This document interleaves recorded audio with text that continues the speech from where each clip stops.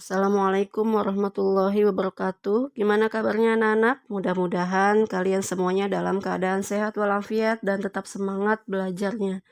Oke, pertemuan yang lalu kita sudah membahas tentang ruang lingkup biologi. Hari ini kita akan membahas tentang metode ilmiah ya. Apa sih yang dimaksud dengan metode ilmiah? Metode ilmiah adalah suatu kegiatan penelitian objektif untuk menemukan, mengembangkan, dan menguji suatu ilmu pengetahuan. Metode ini menerapkan langkah-langkah yang sistematis, teratur, dan terkontrol.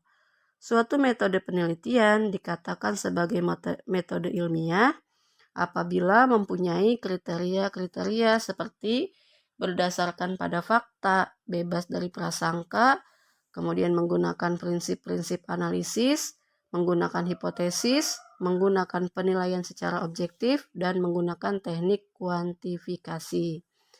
Nah, metode ilmiah ini diperlukan dalam melakukan suatu penelitian untuk memperoleh hasil penelitian yang baik dan dapat dipertanggungjawabkan.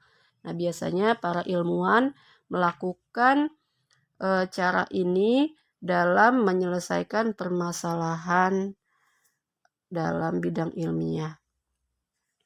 Baik anak-anak, metode ilmiah ini memiliki langkah-langkah. Yang pertama adalah pemilihan masalah, kemudian perumusan masalah, pengumpulan keterangan, penyusunan hipotesis, pengujian hipotesis, pengolahan data, dan pengambilan kesimpulan. Yang pertama adalah di sini pemilihan masalah.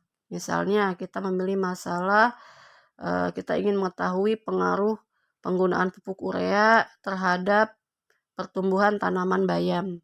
Nah, itu permasalahan yang sudah kita pilih ya. Kemudian yang kedua adalah perumusan masalah. Nah, rumusan masalah itu harus dinyatakan secara jelas dan tidak menimbulkan penafsiran ganda. Rumusan masalah itu harus dapat dijawab dengan pengamatan, yaitu memungkinkan untuk mengumpulkan data yang dapat menjawab permasalahan tersebut. Biasanya perumusan masalah itu dibuat dalam bentuk kalimat tanya ya anak-anak. Misalnya dari pemilihan masalah tadi kita ingin mengetahui pengaruh penggunaan pupuk urea terhadap tanaman bayam. Berarti perumusan masalahnya adalah adakah pengaruh penggunaan pupuk urea terhadap pertumbuhan tanaman bayam. Nah, kemudian berikutnya adalah pengumpulan keterangan. Pengumpulan keterangan ini bisa kita lakukan dengan tinjauan pustaka atau studi pustaka yang memuat teori-teori yang berkaitan dengan penelitian yang akan kita laksanakan. Misalnya tadi kita ingin meneliti pengaruh pupuk urea ya. Berarti kita harus memiliki teori-teori yang berkaitan dengan pupuk urea ya, yang juga berkaitan dengan pertumbuhan tanaman bayam. Seperti itu. Selanjutnya adalah penyusunan hipotesis. Hipotesis itu merupakan dugaan sementara yang masih membutuhkan pengujian. Hipotesis itu biasanya dirumuskan dalam bentuk pernyataan. Misalnya, terdapat pengaruh penggunaan pupuk urea terhadap pertumbuhan tanaman bayam. Nah, hipotesis tersebut harus diuji dulu. Gimana cara mengujinya? Cara mengujinya yaitu dengan melakukan eksperimen ya. Kita bisa melakukan eksperimen dengan membuat 2 buah pot ya untuk penelitian ini. Dengan 2 buah pot sama-sama ditanami bayam ya. Kemudian misalnya pot A itu tidak diberikan pupuk, pot B diberikan pupuk urea. Kemudian kita lakukan pengamatan dari eksperimen tersebut sehingga diperolehlah data. Nah, setelah itu kita olah datanya ya.